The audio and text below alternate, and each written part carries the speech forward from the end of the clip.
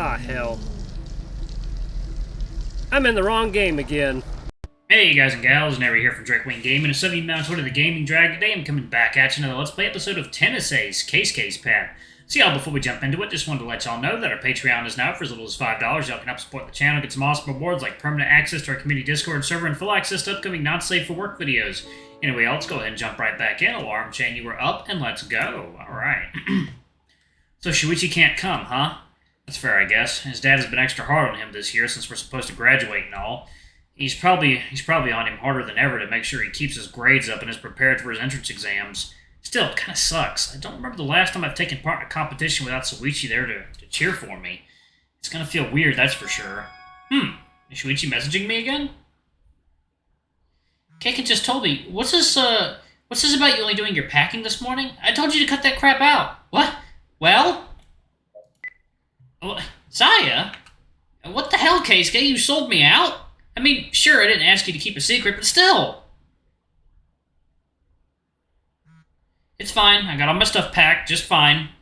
You said you forgot your toothbrush. I didn't.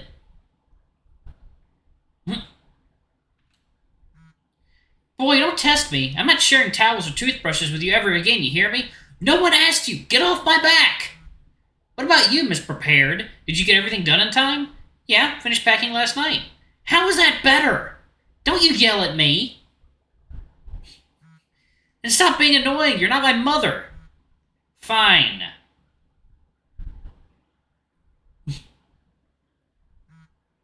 I'm gonna go buy some grip tape and some other necessities later today. You better not ask to borrow anything from me. Yeah, whatever. Stop nagging. Jeez, is it too much to ask for you to have at least a little faith in me? I haven't needed to borrow stuff off you since we were in middle school. Although, it might have been a good thing for her to mention going by the store later to buy tape and other gear. I've been running out. Not to mention the fact that I haven't had my rackets restrained in at least a month or so. The tension's been feeling a little off recently, and I keep forgetting to change them. I could get it done this afternoon. I only have 3 rackets, so it wouldn't take that long. Just to be safe, I think I'll go to a different store than usual this time, though. And I think I annoyed Sai enough to the point that she might try to make me swallow my cart if I show up there to buy stuff after telling her I didn't need it. Just to be safe, I think I'm going to try looking up at a few nearby stores. I'll try calling them up to see if they have time to redo the strings of my rackets. The last thing I need is to keep bouncing around from store to store and ending up late. I'd pretty much guarantee that Sai would kill me. This one store seems good. They offer that kind of service and they have good reviews on it. And just to be sure, I'll ask them to work on one of my rackets and I'll check the quality of their work after. If it's good enough, I'll have them do the other 2. I get up from my chair, heading for the door so I can make a call before class starts. What? As soon as I reach the handle, the door flies open. Next thing I know, I have someone bumping into my chest. There you go.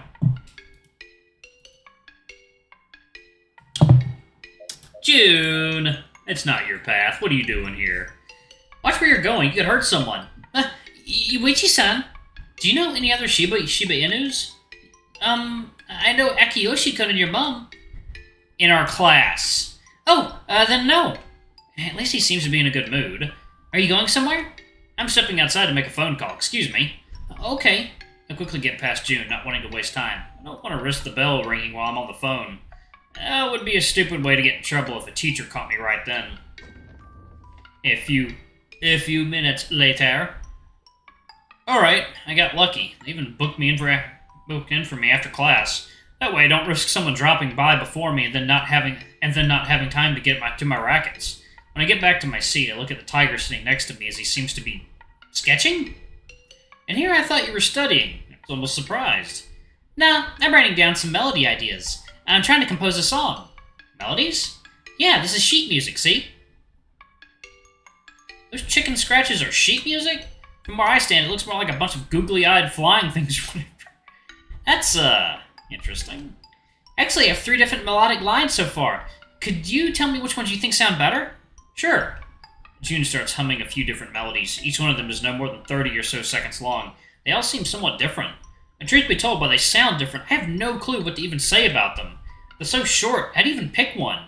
They all sound pretty good to me. You don't have a favorite? Not really. They're different from each other, but they all have a similar vibe, at least to me. And that's kind of the point. What kind of song is this even supposed to be, anyway? A piano song. I'm gonna need a little more than that to go on. That's, it's supposed to be a sad song?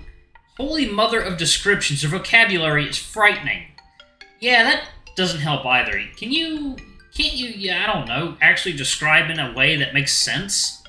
It's not my fault you don't know musical terms. I'm trying to dumb it down so you can understand. There's a difference between dumbing it down and butchering it. Whatever it is you're trying to do, it ain't working. Sorry, I don't think I can help you with this. Fine, I'll try asking Keisuke-san later instead.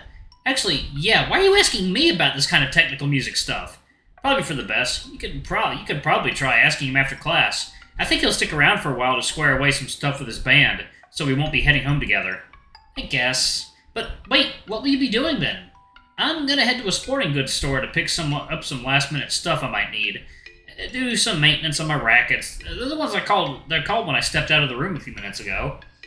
Ooh, I guess that makes sense. By the way, can you tell me what time you guys' matches start tomorrow? I need to know when I get up so I can make the train. You sure? You don't have to come. I know it's a school day and everything. Psh, like that would stop me from going. Second now.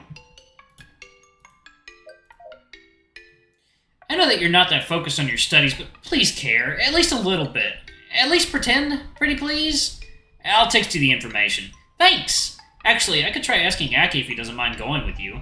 I know he mentioned possibly going with some of his clubmates on their bus, but I'm sure he wouldn't mind going with you. Are you sure? I wouldn't want to be a bother. Honestly, I don't think he'd have a preference either way. But I can try asking him myself if you want to make sure. That'd be nice. There, that should do it. Huh? This is all garbled. Oh, right. Yours isn't a smartphone. I guess it can't open that kind of file format. Boo! Just give me a second. I'll write it down for you. God knows you'd probably forget if I didn't. I don't even want to imagine you getting lost on your way there. Really, I really don't need to be getting a panic phone call right before one of my matches telling me you're lost and need rescue. I'm pretty sure if you started talking to me in technical terms, I wouldn't understand any of it. Okay, now we're good to go. Thanks! June takes the paper, giving it a cursory read until... Oh man, the matches start at 10? I'm gonna have to wake up really early to catch the train that... Not really. If you get on the 8 a.m. bus, that should give you enough time, but like I said, you don't have to... I'm coming. End of discussion. Okay, fine. I won't nag. God knows I get enough of that from Saya. I don't need to pass it alone like some kind of chain of nagging. I'll make sure to check this out later. I'm gonna get back to my sheet music now, okay? Sure. Good luck with your sketching. Sheet music! After some brief pouting, Jun goes back to work on his chicken scratch music thingamajig. It's a little boring having nothing to do while he does that, but I try not to disturb him, lest I send him back into a bad mood once more. A few hours later.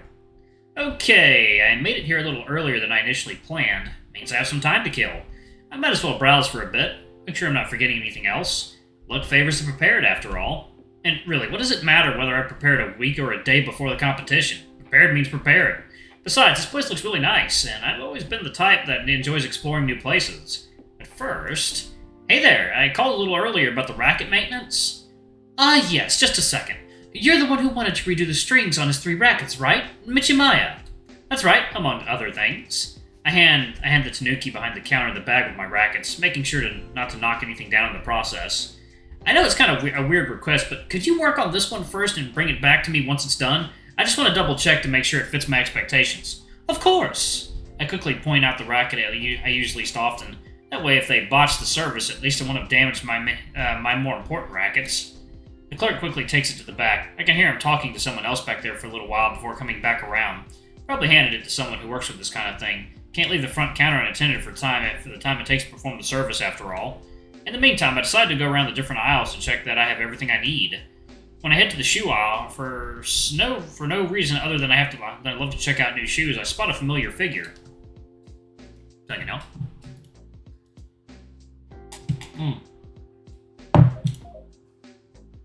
At first I doubt myself, but after double and triple checking, I realize that it really is. When I finally recognize him, I freeze in complete horror at the sight of him here. In the process, I accidentally knock down a shoe off of its stand. While it doesn't make any kind of mess, the noise is enough to rouse the fox's attention. Ah, young Michimaya, it has been a while since we've met. Yeah. Holy crap, fuck, why did I have to run into one of them here? Wait, why is he even talking to me? Are you here buying things for your upcoming trip as well? Yeah? Yes, I figured as much. I am searching for insoles. Do you suppose you could help me choose? I don't know much about sporting apparel. Wait, You're asking for my help? Huh? But, young Michimaya, is something the matter? Keisuke. Oh yes, where are my manners? How is the young master? I hear he will be back to the estate after his trip. We are all busily trying to prepare for his return. How can you ask me something like that? Pardon? How can you ask me something like that, as if nothing happened? Ah yes, the situation truly is unfortunate. However, I am quite grateful that you offer the young master asylum in this time. Those of us back at the estate have been quite worried about him while he's been away. I'm sure you are. Fox's eyes scanned my face in search of something. Suddenly, as if a switch had been flipped, the smile on his face vanishes completely, replaced by a vacant look not quite unlike the one Alexander wears most of the time. Oh, I suppose you've been told more details about the events that transpired than I initially believed. I've been told about what you did, at least. I see. For a very brief second, the fox's voice sounds hoarse, not at all like his friendly previous demeanor. He clears his throat while adjusting the tie around his neck, looking away from me and looking back at the shelves he's been examining before my arrival. Well, I suppose you wouldn't be inclined helping me out in that case. I'm not. Yes, I see. That is regrettable. Regrettable? As in you're going to make me regret it? I think about asking that, but before I have the chance, the fox grabs a random package from one of the shelves. I suppose this will have to do. In the meantime, please look out for the young master. Of course, I'm sure you wouldn't want your precious meal ticket to be hurt, right? Without another word, the fox turns around and walks back to the cash registers. Once he's gone, I take a second to breathe in and recompose myself. After I clear my mind a little, I start to consider the implications of what just happened. Really, my luck must be terrible for me to run into him of all people in here. And, maybe I shouldn't have talked to him like that. What if it comes back to bite Keisuke in the ass somehow? God damn it, I hate being involved in this. What the hell does a normal person even do in this kind of situation? I wasn't built for this. Damn it! For the time being, I lean back against a wall and take the time to center myself. I'm gonna be here for the next few hours. There's no point in panicking over something that hasn't even happened yet. And I'll keep this to myself for now. I don't want to risk rattling Keisuke by telling him about it. What if it gets to him and messes with his game tomorrow? Yeah, I'll keep my mouth shut for now and pray for things to work out. After making up my mind about it, I find a chair and decide to sit and wait quietly until the maintenance on my gear is done. Once they finish, I quickly pay them and go on my way, wanting to get back home and take some time to myself before the trip later tonight. Take it out. More time. Ding-ling. In my dreams, I keep running the same scenarios over and over in my head. Me constantly looking over my shoulder with the nagging feeling of being followed. The people around me talk, but I can't hear a single word. Every now and again, I can see shadowy, faceless figures in the corner of my vision, yet they soon disappear. When I tell others about it, they merely laugh, as if I were saying something funny. What do I do? Am I going crazy? Why won't anyone believe me? I slowly open my eyes. My hazy vision slowly begins to clear up, allowing me to piece together the scene around me. Once the dull throbbing on the back of my head finally dissipates enough that I can think in proper full sentences, I sit up, yawning and looking around the room. The first thing I notice is some kind of flowery smell, or is it herbal? I look around, trying to get my bearings. It takes a full second for me to remember where I am and what I'm doing here. When I look to my side, I notice that Keisuke's futon is empty. That's right, once we got here yesterday, Keisuke asked me if I wouldn't mind sharing a room with him so he wouldn't have to share with Hayota-kun. Given that we've been sharing a room for a little while now, it seems silly that even I felt he had to ask. Alright, I'm going to go ahead and pause it right there. Thank you all so much for watching. Don't forget to like, comment, subscribe, ring that notification bell, and check out our Patreon if you can. It always helps. Before I go, I'm going to give a quick shout out to our lovely bronze tier patrons. Thank you all for all you do for the channel. We greatly appreciate your support. Thank you to our silver tier patron, Cade Silvermoon. Thanks for going a bit above and beyond. It's greatly appreciated. Thank you to our gold tier patron, Amr. You're awesome. We love you. Thank you for subbing to our ultimate tier anyway. If y'all want to get your names in the credits, get access to our Not Safe for Work contents as little as $5. Alrighty? I love you all, and I'll see you all in the next video. Bye-bye!